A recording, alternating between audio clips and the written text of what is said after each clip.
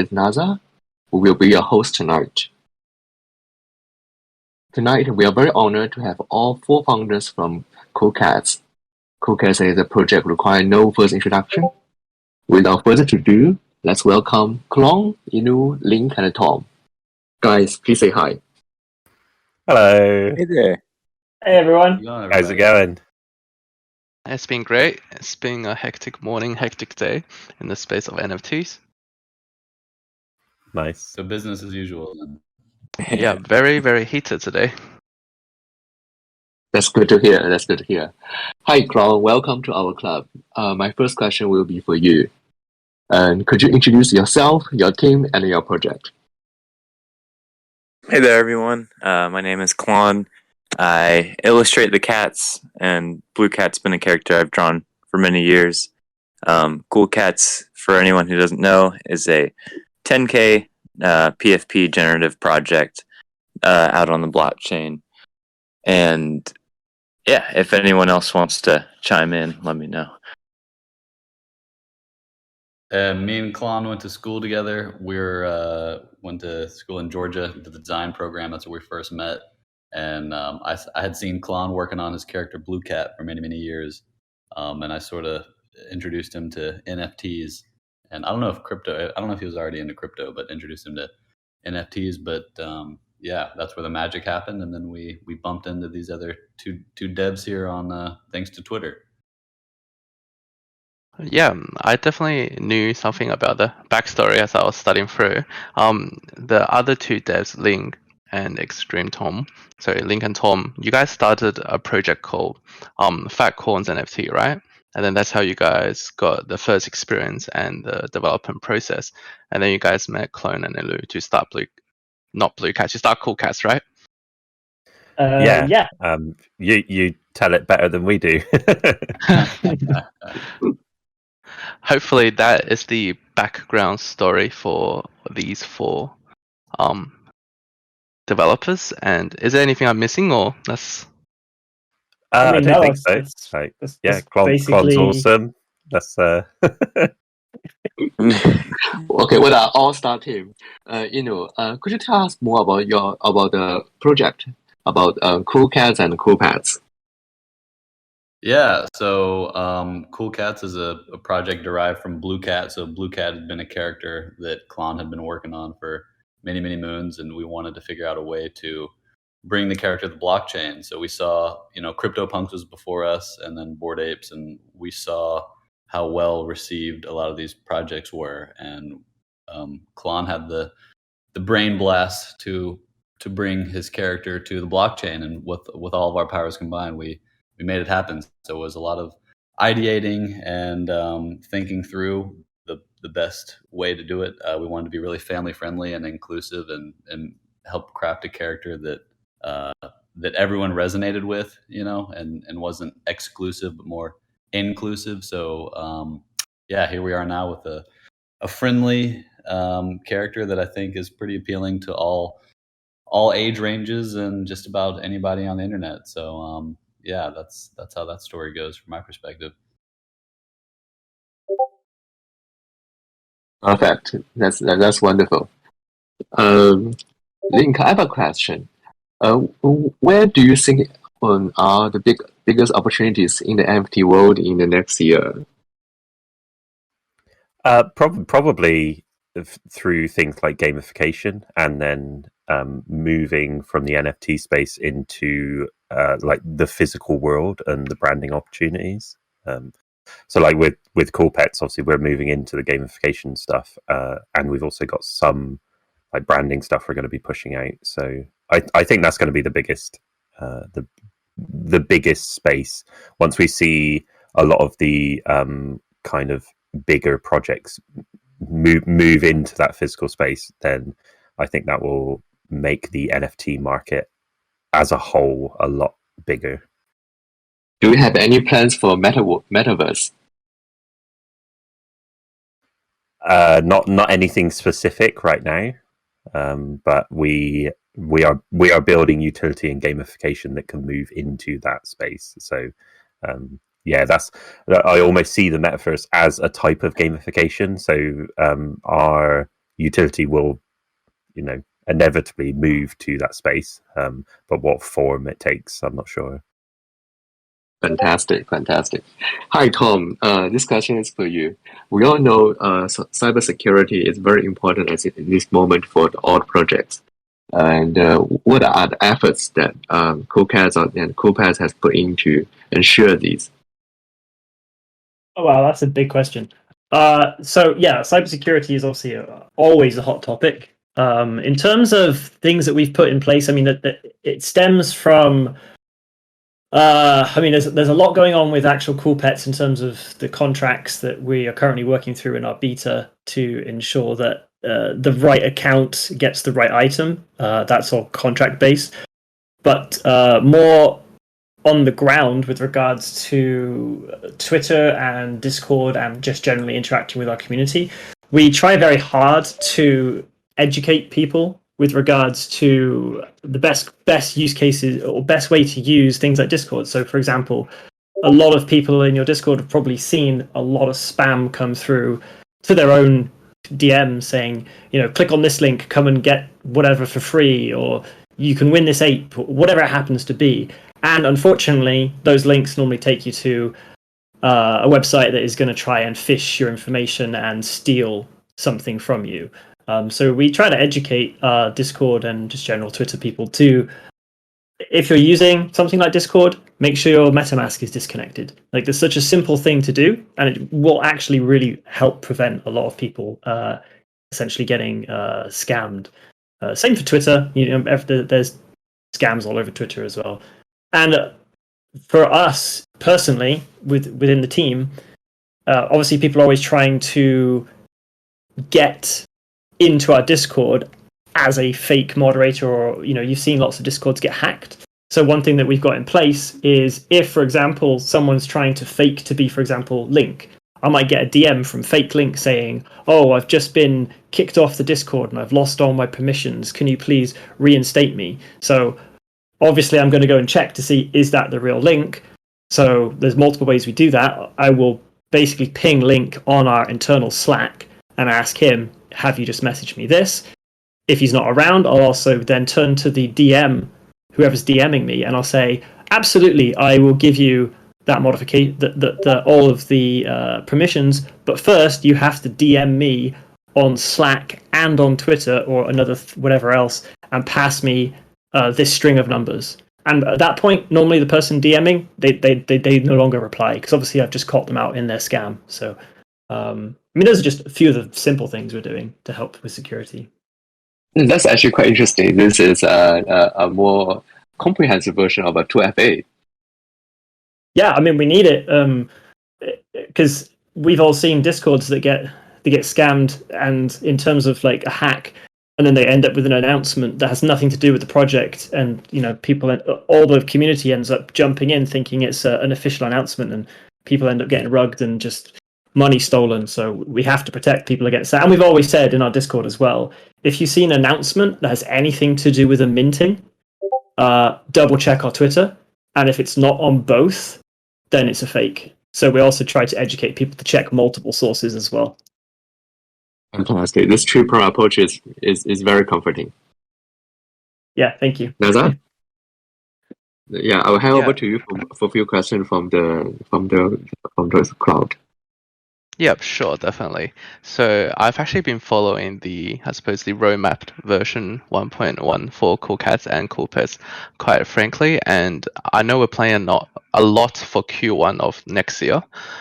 Just a thing from, inspiration-wise from Clone, did you guys make the Coolpets interactions based off any inspirations on the market as of today, or was that a new thing that you guys really wanted to do? Because I know some similar interactions where, others could interact on an NFT, and that will ultimately decide what the NFT will look like.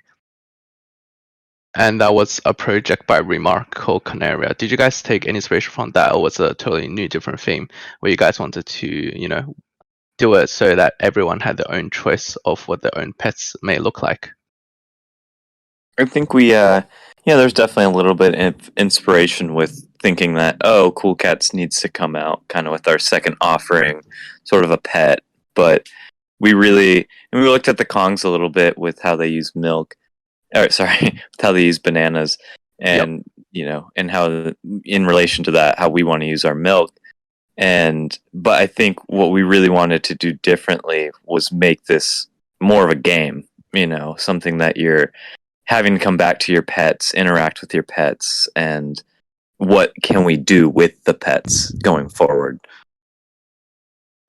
Yeah, Right. a lot of us were around for like Neopets, growing up. So that was a big interactive, retention gamified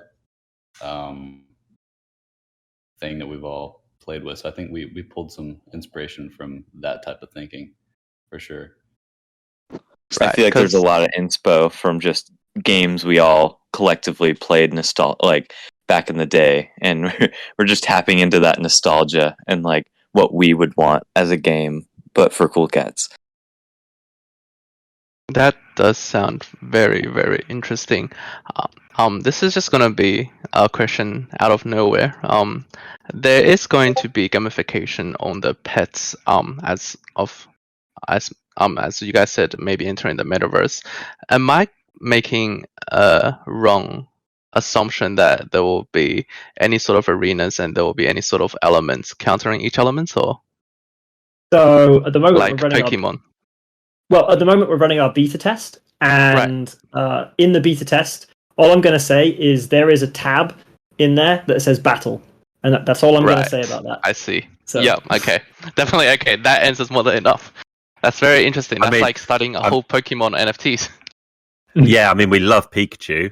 Pikachu's awesome. Right. I see. Yep. Definitely. Then why is there no Thunder element? Are you guys going to add that later on? Who knows? Maybe we got to Who start knows? somewhere. Right. I mean, yeah. I think Clone's gonna be very tired from drawing all that. Yeah. Oh no, but yeah, definitely. I can definitely see more adaptation on your gamification later on, especially with such a cute profile picked. I feel like that is actually a interesting and a more beneficial way for a group to use NFTs, as how some of the publishers, like we've talked with many other cute profile pick teams like Pudgy Penguins, and then they said that the only reason like Times and stuff, or like other really high branded writings of them, were only because that their profile pic and NFTs were very cute, and their eyeballs weren't going out of the socket and stuff, and that was appropriate for the coverage of public. And I hope you guys will have that soon. Now, enough chattering from me. I'm going to get some of the audience to come up and ask questions. If everyone's shy, then we'll be reading some questions typed, but there's already a few hands requested, so I'm going to let them up.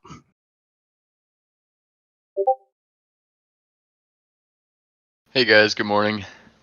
Hello. Good morning. Hey there. Hey, so I just have a one quick question. How would you introduce somebody to NFTs for the first time safely? So interestingly, I don't know if you're aware, we are already building out a program called PaperCats, and PaperCats comes with 2 tutorial streams. So there's one if you want to be a developer, if you want to build NFTs, and there's another one for if you want to buy NFTs, so your very first introduction. So with that, we walk people through step by step, like very granularly. Like, I mean, there are thousands and thousands of words worth of tutorial pages in this. So, but it's all done in a way that it's very bite-sized. So it might take someone a little while to go through the whole thing, but we cover everything from security to getting a wallet, how to fund that wallet, where to buy stuff, how to sell stuff, like everything that you're going to need, in a way that you could just sit down and just flick through it and get through it and not even realize you've gone through the whole thing. So that's being in production. And in tandem with that, we're creating an NFT called PaperCat, and it's designed to have infinite volume, like infinite token count. And there's 2 traits for it. There's the background trait, and then there's like a little heart on the front of this cat, and that heart denotes the tier of the cat. And because there's an infinite volume for this, it means that there aren't going to be pump and dumps for this. Because if someone wants one, they don't have to go onto OpenSea and buy one that someone's put up for like 2 ETH. They can just go to the contract and buy it for like 0.00005 ETH or whatever. We're going to keep the price insanely low. It's basically just going to be gas. And that way someone can come in, buy their very first NFT, learn about buying and selling, learn about traits, and we walk them through the whole process. Yeah, that sounds super useful. And then is this going to be something that's going to be released anytime soon? Yeah, so it's to be honest, it's like 99% done. We are focused currently on getting the Milk and Pets out the door, but we will be putting our attention back to that to hopefully get that finalized very quickly after Milk and Pets is relaunched. And then for Cool Pets, I know you were talking about a play to earn. Do you think there's ever a chance for like a mobile game similar to like Tamagotchi or Neopets, like you were saying earlier? So with regards to mobile, it's a bit difficult because currently I believe Google and Apple, in terms of their Play stores, haven't released their terms and conditions with regards to cryptocurrency and NFTs. So if we were to put effort into building that out, it would be a bit of a grey area whether or not it would actually end up on the Play Store or not. So it could be wasted time. So we can build out systems that eventually could be flipped to mobile, but our focus at the moment is desktop for that reason. All right. Well, those are all my questions answered. I appreciate you guys for coming here today, and I'm excited to hear more. Yeah, thank you very much. Thank you. Good question. Thank you. Hi. Hi, what Thanks else? for the opportunity. Hey there. Hello, Wana. Do you wanna go next? Yeah, that would be good. Hi everyone. I know you guys just mentioned and answered the security about the wallet funding and the contract, but to be honest, I'm more concerning about the security for the Discord. Especially, we can see so many Discord of different projects getting hacked recently, which sounds really scary to the audience here. So, do you guys actually done anything or could do anything in the future to increase the level of security of your Discord to prevent that? Yeah, so there are a few things that can be done to help security of Discord. One, which we've already spoken about, is basically educating the Discord users. I think that's key because, to be honest, educating them protects them not only in your Discord but every Discord. So that's first point.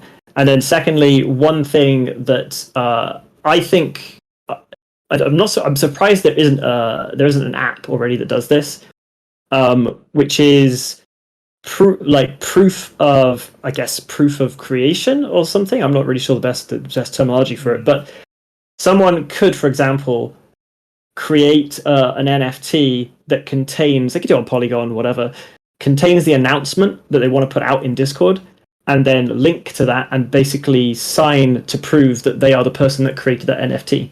And that would verify that that is a valid announcement. Because the only way that someone could actually fake that would be to get into someone's wallet or get access to their private keys.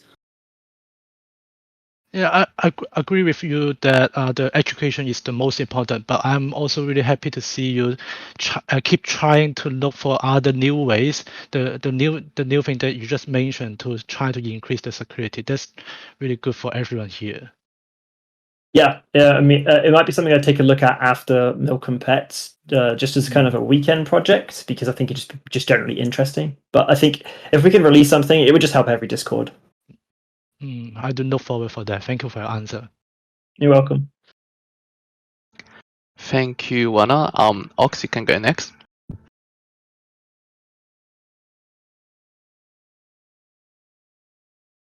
Hello. Hi. Thanks for the opportunity. Hi. So, I'm from China and I'm a Coolcat fan. And I got a Coolcat myself because our Club721 always promoted. And I know that Coolcat holds a strong community. And that is the basis that makes Coolcat a blue chip project. I mean, so my question is, how did you start your community? And since when did you reach the consensus that Coolcat will be a blue chip? Thanks.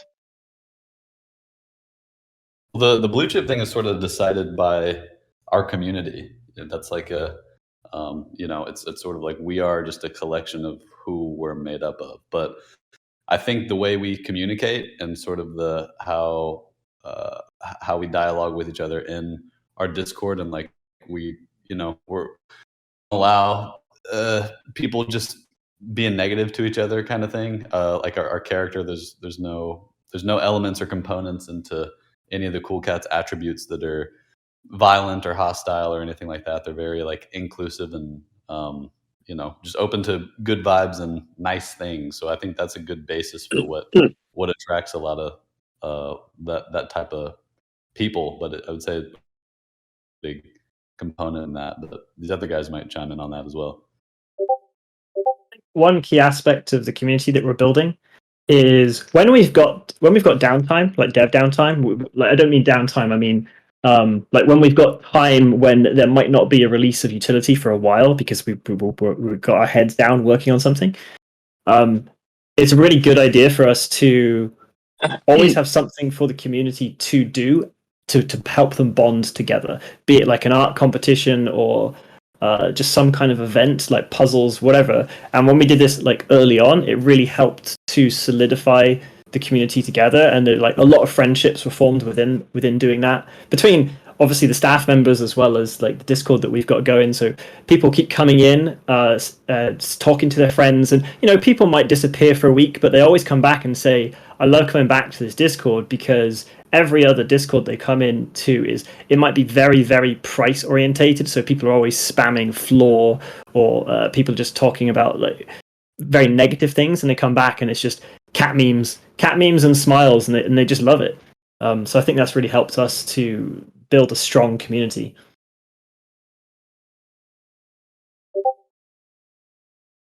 Yeah, actually, I got another question. That is, I listened to one Chinese podcast once, and this is about a kind of a legends of cool cats, and they say that the founders was a cat lover for life, and has been drawing cats for many years, and so finally made it to by the Cool Cats projects. And I didn't see that in the website, so maybe you guys can share your stories, and I think that's a fun story. Yeah, so I had been drawing Blue Cat since mainly like 2015. I had started up an Instagram account and was just illustrating it every day, kind of developing the character and doing that. And so in like 2018, I kind of stopped drawing the character. And when Elu brought me back into NFTs, I think the four of us came together and started Cool Cats using this character. I think that was what your question was, and I can elaborate more. If you check the Origins channel in our Discord, you can see just a collection of the evolution of Blue Cat over the years too, which is a really cool thing. And I'm really glad it was documented, but to see the growth as well, just like from murals to little doodles to like bigger paintings and stuff. It's really cool if you haven't checked it out. We do have a really cool idea as well to put it up on the website, but it requires like quite a lot of graphics stuff to just be created. But that's interesting that you looked for it on the website, because we obviously definitely need to put it on there. So thanks for telling us. Yeah, it's indeed cool. Thanks for your answers. Thank you. Thank you. Thanks a lot. Apron, would you want to go next? Hey, hello. Good morning, guys. I just watched an interview held by Gary Vee with Mark Zuckerberg, and the Coolcat as an NFT has been mentioned by Gary Vee in the conversation. And in the response, Mr. Zuckerberg mentioned that in Metaverse, things that are portable and interoperable are highly valued. But as we all know, that famous platform like Sandbox and Decentraland are in the form of 3D, while Coolcat is a 2D product. Is there any strategy that's going to be adopted to make Coolcat portable and interactable in the 3D metaverse? Thank you. So there's there is an interesting we can't say too much about it, but there is an interesting way. We've got an idea of how we want to make them like interoperable, and the way of doing it would be to kind of take our 2D style and then be able to plug it into different styles. So we could easily do that. We would have to take our time to generate kind of the voxel based models or the pixel based models or whatever universe they were going into.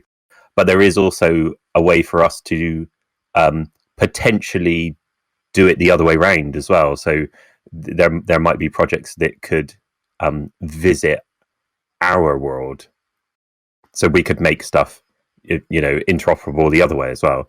So that could be interesting, but it's super early stages at the moment. Yeah, I understand recently that also this kind of 2D metaverse has been launched. But which one you guys prefer, like this kind of 2D ones or the 3D ones?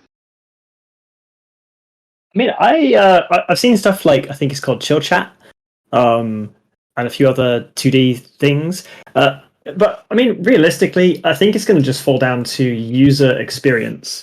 So we've all played 3D games that promise the world, and then when you start actually get into the game, it's just not that interesting. But then you look back on your favorite game as a kid, and as soon as you start playing in that 2D world again, it's just like you're super happy and it's like nostalgic, and there's just so much stuff that you love.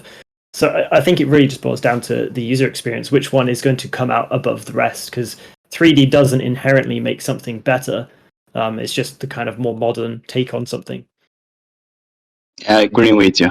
Thank you for your answer. You're welcome. Thank you. Thank you. Hey, Lynq, would you want to go? Is it my turn? Yes, Yeah, go for it. definitely. So, hey guys, just thank you for coming again. I've noticed with a lot of the more successful projects, a secondary collection usually follows after a couple months. Is this something you guys, I know you spoke on it a little bit before, like you kind of took the things you saw from other games and kind of like, we can do it better. But is there anything specific that, I guess, whether before or now that made you guys or brought the idea for a secondary collection tied to Coolcats? And is this just a thing that most blue chips end up doing? We've seen that, Punks, well, not Punks, but Damien Hirst has his things. Bored Ape Club, they have the Mutant Ape Club now. Is this just going to be a thing for the blue chip bigger NFTs to always have a secondary collection? And do you think that's more of a increased value to the first collection or allow more people into the community? Because just like how you guys said, there's thousands of people trying to get into Coolcats every week, and you guys have to lock the Discord. Is this just a way you can guarantee more holders have access? Or is it more of just I guess, yeah, that's fine there. So one thing we wanted to be careful of is we have seen other projects, not going to necessarily name which projects, do a second offering. And some of them have done a second offering to generate revenue. Like that's what they've done. We didn't want to do that. We wanted to add, we basically wanted to make sure that there was three things we were going to do with it. One was add value to the original Coolcat holders, because if we're not doing that, that's effectively the second offering will become the first offering, so it doesn't make sense. So that was one of the things we wanted to take into consideration. The second thing was we basically wanted to make sure that we had a lot of like utility, gamification, and something you could do with this second offering, as opposed to it just kind of being a second offering flat NFT. And effectively, like we want to make sure we were doing that so that we can then, which is the third thing, build a bigger community. Because if we've got a bigger community and our cat holders are generating things like milk and gold, they can then, there's a bigger community that will need that milk and gold, so that adds more value to them again. So those were our three main like objectives, and we wanted to make sure we did something different and cool as well, obviously being Coolcats. Yeah, with the introduction of the pets, we didn't just want them to generate a demand for milk. We wanted that to be an entry point into the Coolcats universe for people who necessarily, they might not be able to afford a cat. So they can buy a pet, and they can still take part in the whole universe, and those pets in themselves will have value because of the utility that they're given, and we'll basically be pushing as we move forward. Obviously, we'll keep adding utility to Coolcats, but we'll add utility to the pets as well. So it'll just be like this continually growing world, and more people will be able to join in different ways. Awesome. Thanks, guys. And I actually just had another quick question. Do you think we're going to soon move away from the 10,000 number?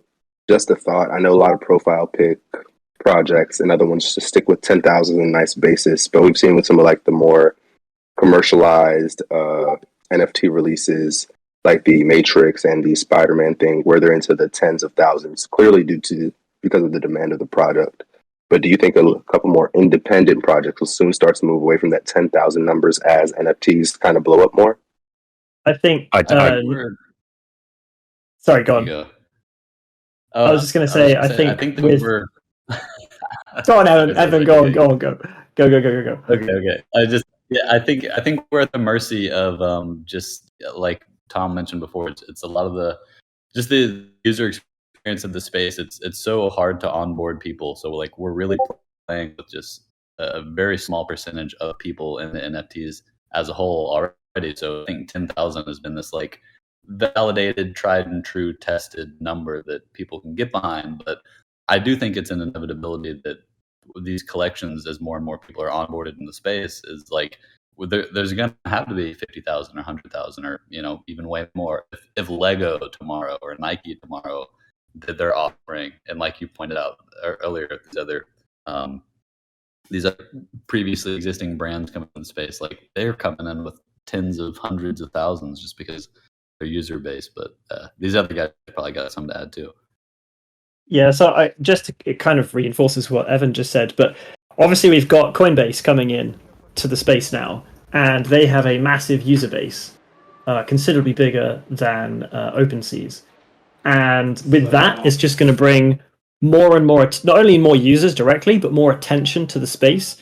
And then you're going to end up with big companies jumping into the space. And with those big companies jumping in, you're going to have other artists, just independent NFTs, firing off 100,000, 200,000, 500,000 NFT projects, probably minting at something like 0.08, 0.05. So they're going to be pulling in vast quantities of money, but it's also going to help, I think, push other projects that are at 10K and are considered a blue chip right now even further, because their rarity is going to be even higher.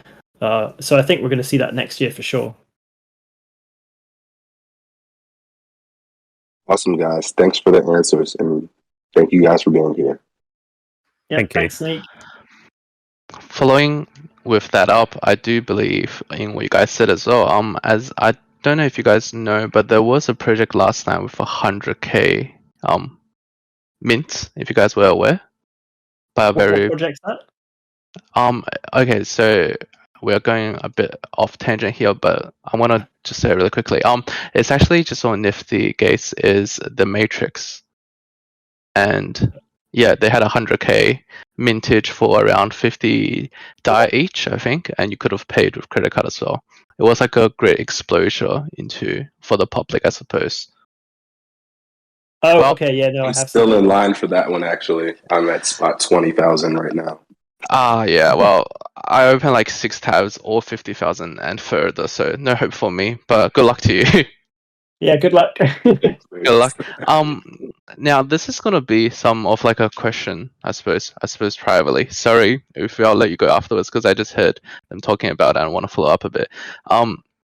It's more about I suppose what you guys think of how NFT will really adapt into real life, because I feel like that no matter where we're going with the metaverse or any digitalization, at least not in our generation, everything could be built, but I feel like that in our generation NFTs could serve a real purpose within real reality, I suppose.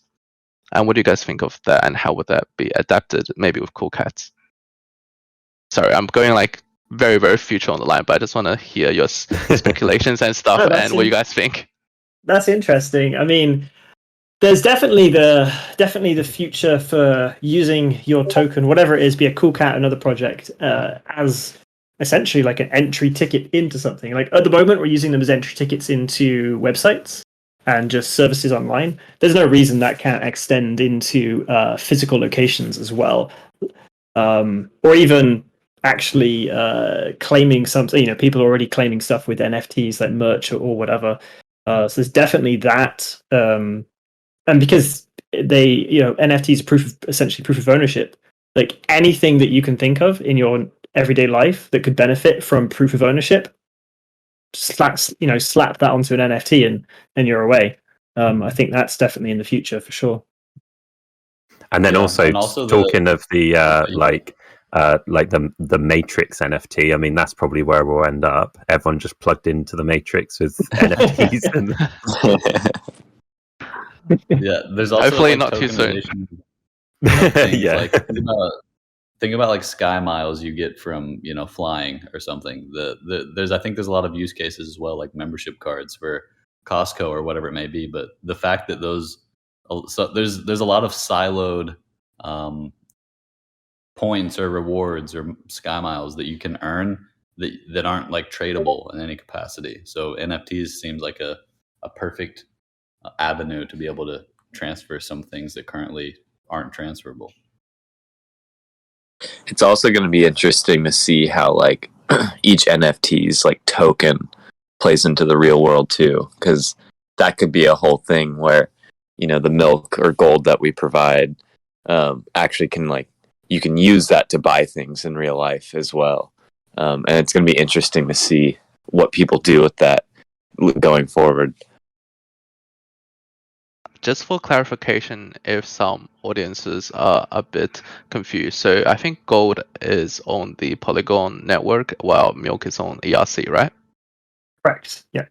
Yeah, but they do, but they are, I suppose, the same currency for Coolcats. Yeah, I mean, I could give you like a rundown of how that system works if you want. Oh yes, please. I think that'll be very interesting. Okay, cool. So our system has an L1 and L2 layer. So we've got Ethereum and Polygon. All big ticket items like a cat or a pet exist on Ethereum because those are the items that people are going to want to go on to places like OpenSeas and sell for 5, 6 ETH, 10 ETH. Who knows what the price is going to be? So people are going to want those on Ethereum just because the perception of Ethereum versus Polygon. But because our system also is designed for a lot of interactions between the user and their pet, which actually starts off as an egg, it doesn't make sense for us to put that on Ethereum because we'll essentially be pricing out most of our customers. Well, it's not customers, like most of the users and the community. So we decided to put that kind of interaction, very rapid and numerous interaction, onto the Polygon blockchain. And so our system is built such that a cat actually earns gold, and that's on Polygon. That gold exists within our game system, which is all on Polygon, and we pay for all the gas within that system. So you can then, as the user, come in, claim your gold. You don't pay anything for that. Go and buy something within our system and then interact with your pet with that. And you haven't paid for anything in that entire process. But the interactions with your pet have a real effect on your pet, which remember is on Ethereum.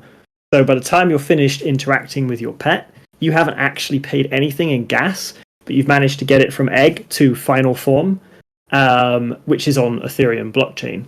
So you've actually had an effect on it. And it's just so it's so much cheaper, free for you guys. But if you do want to, you can essentially withdraw gold as milk. So essentially bridge gold, which is on Polygon, to milk, which is on Ethereum. So you can think of gold as basically wrapped milk.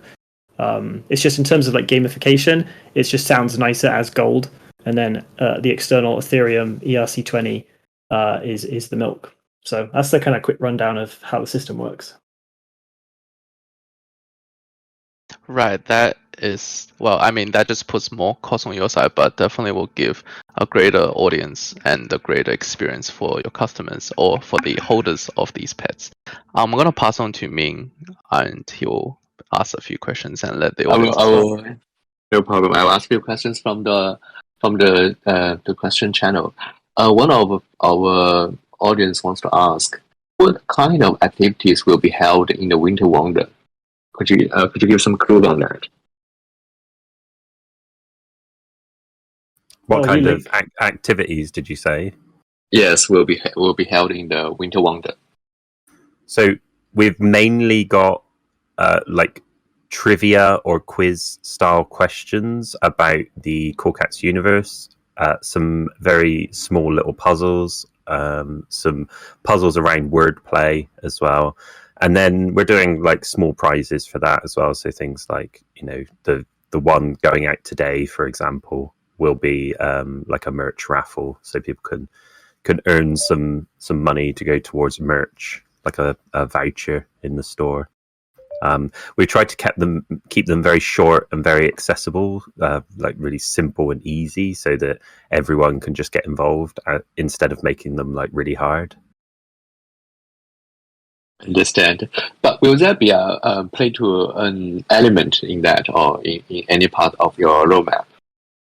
That there is not in the Winter Wonderland. The Winter Wonderland is just 20 days worth of very quick, simple puzzles. But there is the potential for joining our system and hiring or borrowing, however we want to word it, someone else's pet to take part in our quest system. So that'll be a way for you to do quests and then earn gold, even if you don't own a pet or a cat. That's very interesting. UFO, do you want to ask your question?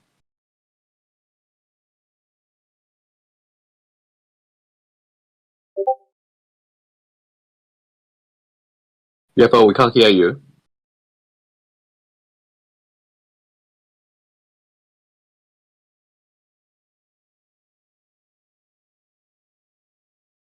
Gush, do you want to start first? Gush? Yeah, I guess I can go. How are you guys doing? Go ahead. Hello. Great. Yeah, good. Thanks. Hey there. So, I guess I'll add another question to my lineup because I heard the whole renting out Coolcats. I was gonna wonder, is that gonna be kind of like the owner will charge a fee in a way, or is it just gonna kind of be like, hey, you can borrow them?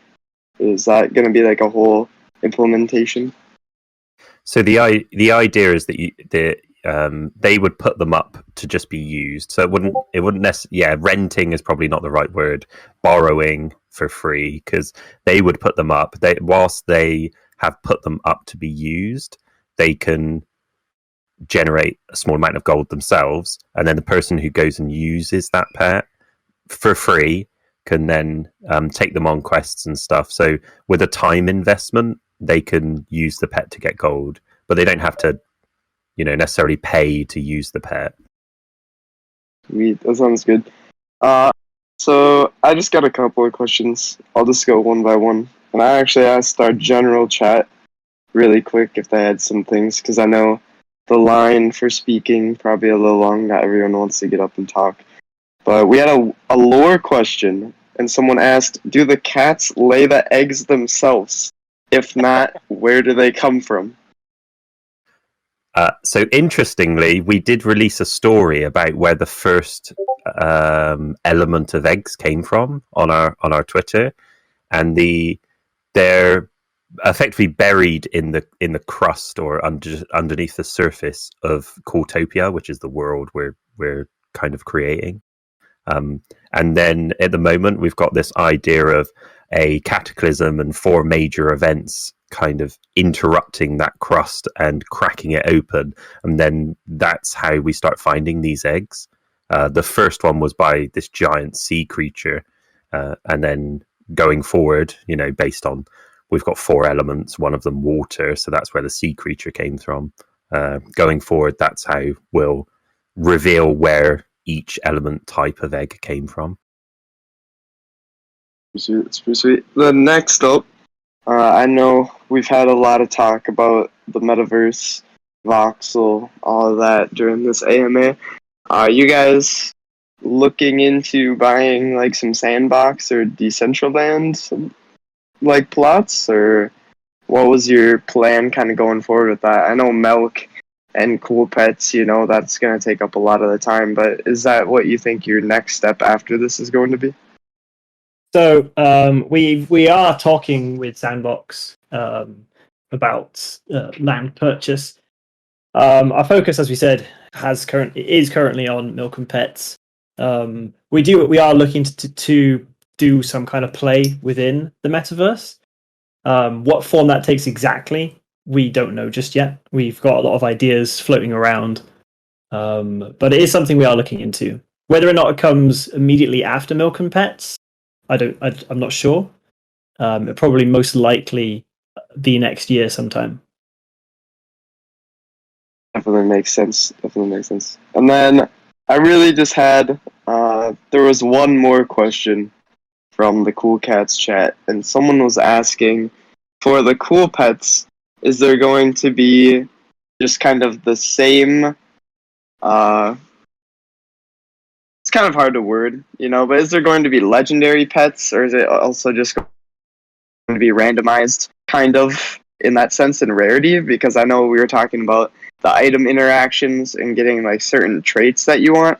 Are they going to be capped in any sort of way, or is the rarity going to be more dynamic and just kind of go with the market?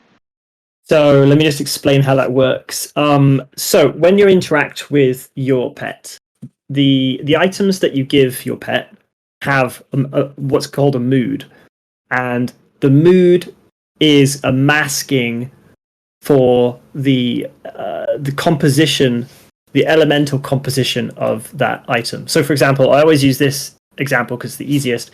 If you imagine a red hot chili pepper, how are the elements broken down in that red hot chili pepper? So you're probably looking at 100% fire, and then you might have something else which is I don't know, trying to think of something like a ball, like a toy ball for a pet, and that might be 10% fire, 50% earth, 30% water, and then I've run out my percentages in my head. Whatever's left on air, and so every item has percentage composition of the element. So as you interact with your pet with these, you're basically building up a stack of, or an amount rather, of that element within your pet. So by the time you've finished interacting with your pet, you've basically chosen, through the interactions that you've chosen, so which items you've given it, you've made a choice as to how you want that pet to come out in terms of the element. So you may have given your pet only red hot chili peppers the entire time because you want a fire pet. Or maybe you've been just picking random items and you've been giving it to your pet, and so you might end up with a pet that's 50%. It's like 40% fire, 30% water, and then you've got 15% air and earth. And so whatever's the highest percentage will be what your pet's element is. And you don't actually get to pick the traits. You only get to pick the items to push your pet towards a particular element.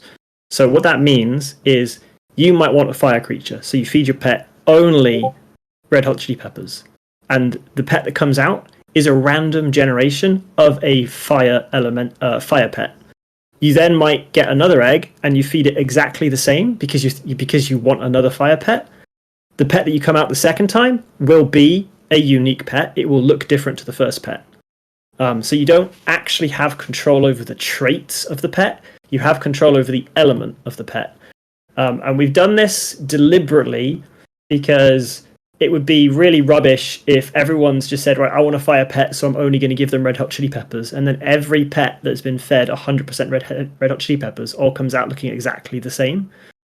So there's kind of there's randomization within the traits, but you do have control over the element that can potentially come out. And that makes it fun for the users, or at least we hope it makes it fun for the users, because you could look at the total population of pets and see that 80% of pets are fire pets, and you want a rarer creature, so you decide to make your pet a water pet, and there's only like 5% of the population is water pets. So by doing that, you've created a rarer pet and potentially a more expensive pet.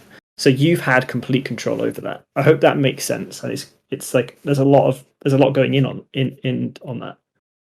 It definitely makes sense. I guess based off that, then, so as you were kind of saying, you're basically just gonna let it play out. You know, like the community is gonna see, hey, there's 70% fire pets. I want mine to be more rare. I'll make it into this element.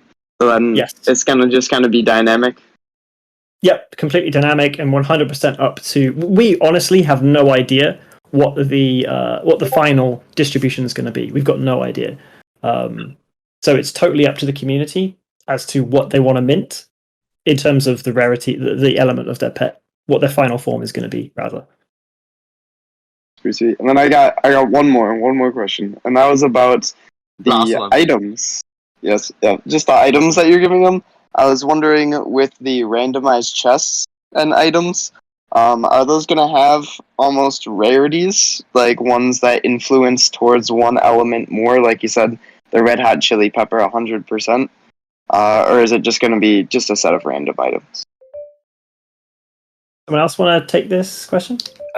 Yeah, so for us to balance it gets difficult if we start assigning kind of weighting towards a certain element. So the way we've got it structured at the moment, and we may change this with future like I guess like supplies or boxes, but with the current one, effectively you'll get delivered 3 random items.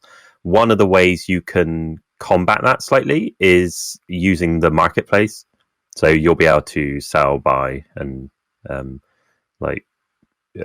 exchange not exchange items, but like you'll be able to sell your item and then buy a different one. So there'll be ways for you to get different items if you want to try and go after a specific one. For sure. Thank you, guys. Cheers. Thank you. Thank you very much. UFO, do you want to try again? Sorry, we can't hear you, mate. Okay, this question is from the audience, and it's from audience BB79. He's I think she's asking a question whether or not there will be a physical pet merchandise coming out in the future. I mean, it'd be cute, right? Yeah, maybe cute. Yeah. Is anything planned? Nothing. We definitely have ideas to make plushies and merch for the pets, because I feel like it'd be a wasted opportunity not to, because they're just so cute and round. So nothing quite yet, but I would say yes, that is definitely the plan for us. Fantastic. And Clon, I have to say that your choice of the design is actually excellent. It's homogeneous, and it's very appealing to all ages and all races, and it's universally appealing. Oh, thank you. Yeah, it's squishy and cute, just a little blob kind of character. So I'm hoping everyone has fun with what gets generated too. Definitely. Do you want to highlight the time, venue, and how people could participate in the sales of the cool pets? Oh, interesting. So we are currently running through a beta. So we're testing our code openly within the community, and that's planned at least for the next 1 or 2 weeks. Depending on if any bugs are found, like that may get extended. So we don't have a strict launch date just yet. The best thing you can do is just keep an eye on our Twitter. So at Coolcat's NFT. And when the time's right, we'll drop an announcement and let everyone know. But there are a lot of projects that we are collaborating with and basically giving them a number of white lists / allow lists, however you want to call it, so they can distribute that within their own community, and then those allow lists will allow you to come and mint a pet without having to go through the kind of the public minting system, because we will be doing a public minting system because a lot of people really enjoy that, but we are going to limit it a little bit because obviously we don't want a massive gas war or anything, so there will be a whitelist allow list. So just keep an eye on our Twitter for that. Fantastic. And gentlemen, do you have any questions for our members? For you guys? Yes, exactly. It goes both ways. Okay, nice. So one thing I'm curious about, because I have no way of measuring this, or how Coolcats is perceived within the Asian markets, because I know you guys have a lot of Asian community in here. Yes, about 40%. Yes. Mm. Yeah. Okay. So for members on the on the Discord, and you can leave your answer in the question channel. But for personally, because I'm Asian, whether you guys realize that from accent or not, I do feel like, because when I first discovered Coolcat, or when I understood Coolcat, I felt like it was really interesting because, correct me if I'm wrong, but you guys actually lowered the mint price when you guys were minting because the community wanted to mint more, right? Correct. Yeah. So like just from that action itself, it kind of gave me I suppose the vision and the view of a very community based project, and a very like willing to change team, and I've really got good vibes from it. I really wanted to, go into the project. However, I was really late to the NFT market, but obviously this is just the after learning of Coolcats. But yeah, I feel like at least from my view, it is a community based with a large sum of community decided actions, and very like I was just in there for quite a brief time, just when we were chatting, obviously. And I do feel like it's very friendly, and not really like other communities where like the project community really gets flooded or gets FOMO'd about the floor price. Like I don't see that talked much, which I think is really interesting. Yeah, it's really nice that our community. I mean, I'll be honest. When we first came out, there was a lot of people like doing floor command and checking all the time, because I think when any project comes out initially, you have a lot of people in there who are flippers, and they're looking to make a profit as quick as possible. So it's to be expected. But over time, those guys and girls, like they sold on to other people, and our community has just been growing and growing, like really strong. I think we're like at 5,000 holders now, so we've got a really good distribution ratio, and the solid community is really nice. Everyone's very positive, as we talked about before. It's definitely an awesome thing to see. Narza, 5,000 holders. Go ahead. Is English not your first language? Yes. So it is actually a bit okay. So this is a personal question, but I actually moved to. Yeah. No. It's fine. I'm totally up for it. It's okay. People can know me more, but just no stalking.